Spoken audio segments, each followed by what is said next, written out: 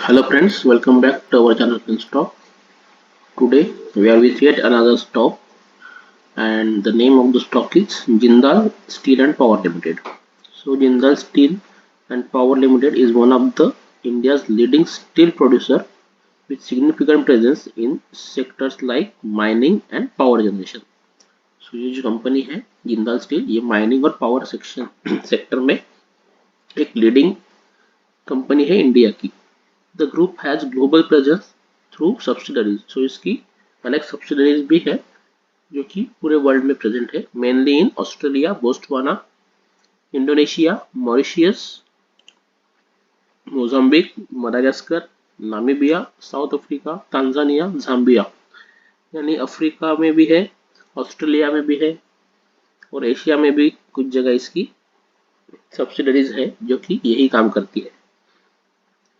अगर हम की पॉइंट देखते हैं, the company offers a wide range of steel products which include plates and coils, wire rods and TMT rebars, tracks, rail and structural steel products such as beams and columns, channels, angles, etc.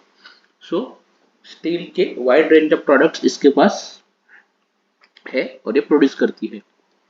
It is a preferred supplier of specialty rail products to the Indian Railway and various metro projects in the country. So Indian Railway के लिए और जो metro projects चलते हैं country में अपने उसके लिए ये एक प्रेफर्ड सप्लायर है. सो इंडियन गवर्नमेंट इसको प्रेफरेंस देती है इसके प्रोडक्ट्स को. सो ये एक अच्छी और भरोसेमंद कंपनी है. इसके लिए इंडियन गवर्नमेंट इस पे बहुत सारे ऑर्डर देती है.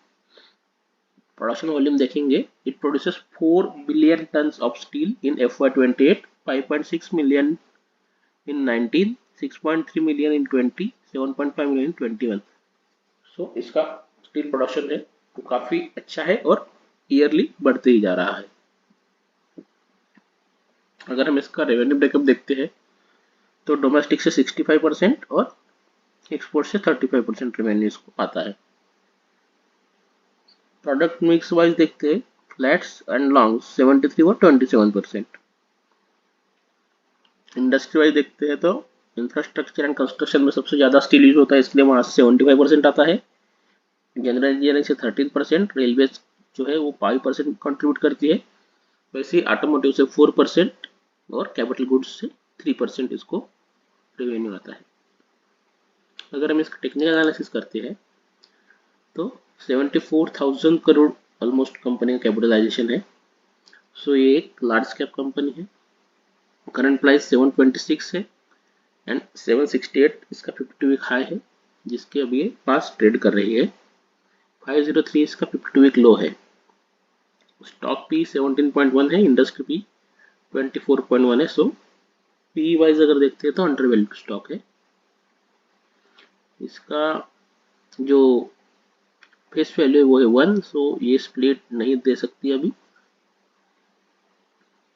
प्राइस टू बुक जो रेशियो आता है वो है 1.79.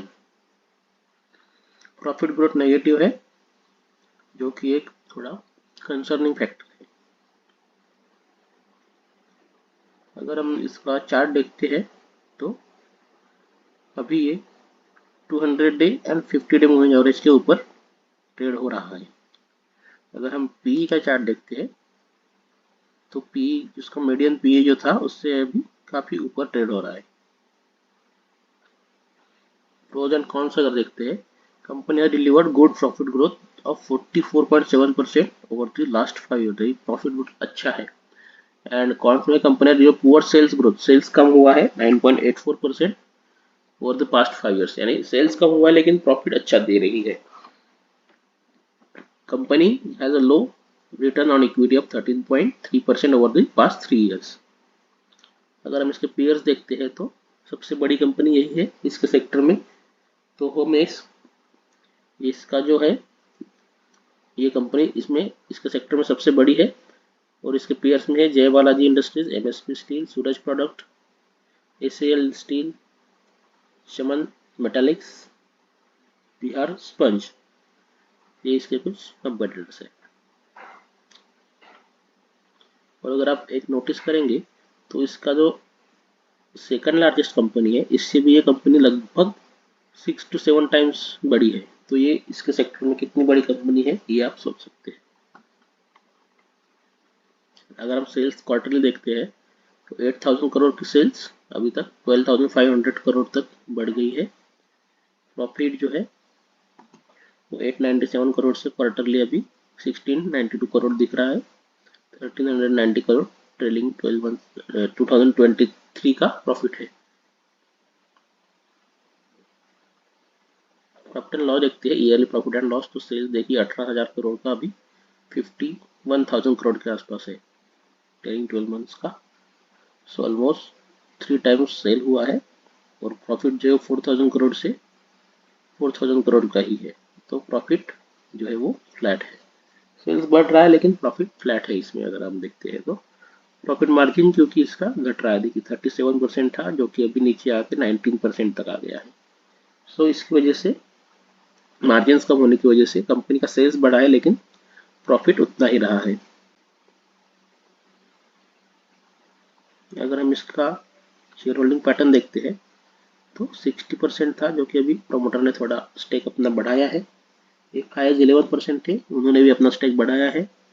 याज ने भी अपना स्टेक बढ़ाया है। जब तीनों ने बढ़ाया है तो वो जाएगा पब्लिक की जेब से। तो पब्लिक का जो 12% था वो भी कमा के 9.8% हो गया। मतलब स्मार्ट लोगों ने इसमें इन्वेस्टमेंट बढ़ाया है और पब्लिक जो है उसका कम हुआ है।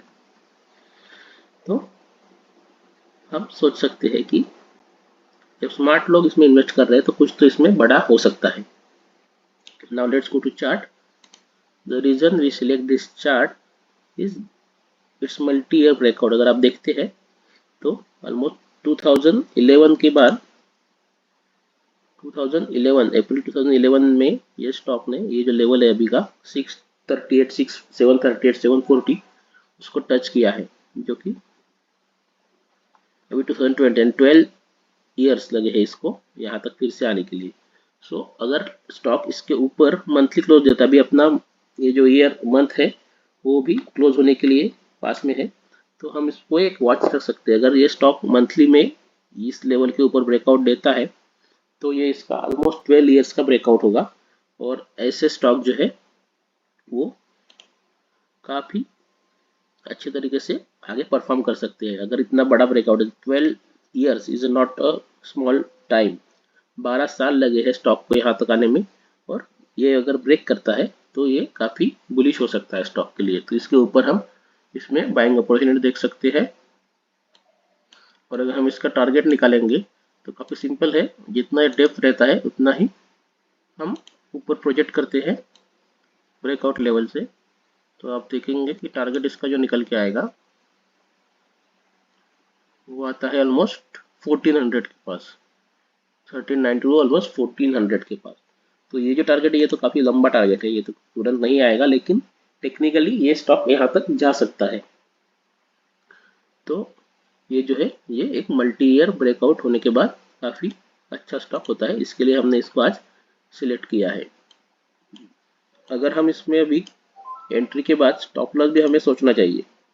तो हम वीकली बेसिस पे जाते हैं तो हमें ये एक स्विंग दिखेगा जो कि 592 है और इसके करंट लेवल से ऑलमोस्ट 20% नीचे है। तो 20% is a very big loss that we can not take it. So हमको इसको फर्दर और डीप डाइव करना पड़ेगा। जब हम डेली में जाएंगे तो हमें एक स्विंग दिखेगा और यहाँ पे नियरेस्ट स्विंग जो कि ये है, देखिए ये। सो अभी के लेवल से ये जो लेवल है 740 750 के पास से ये लेवल है, ये तो 10% है। So this can be a reasonable stop loss.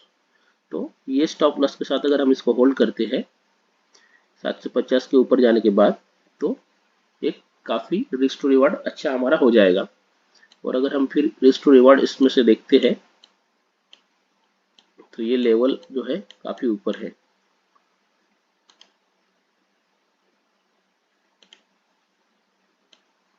तो रिस्क टू रिवार्ड काफ़ी बड़ा आ जाएगा इसमें। यू सी 1:5 का रिस्क टू रिवार्ड आता है, 1:6 का ऑलमोस्ट रिस्क टू रिवार्ड आता है। तो जैसे ही ये स्टॉक ऊपर जाएगा तो ये सीधा तो यहाँ तक नहीं जाएगा, धीरे धीरे धीरे धीरे धीरे ऊपर जाएगा। जैसे जैसे इसका जो स्विंग है अपशिफ्ट होते जाएगा नीचे का, हमारा स्टॉप लॉस वहां तक ट्रेल कर सकते हैं। इस हिसाब से हम इसमें एक ट्रेड बना सकते हैं। तो ये एक स्टॉक है जिसको मैं डिस्कस करना चाहते थे हम लोग। काफ़ी अच्छा स्टॉक है, कंपनी भी अच्छी है और एक मल्टी ईयर ब्रेकआउट पे है, तो हम इसको सिलेक्ट कर सकते हैं। अभी के लिए इतना ही फ्रेंड्स। लाइक करें, शेयर करें और चैनल को सब्सक्राइब करें। Thank you.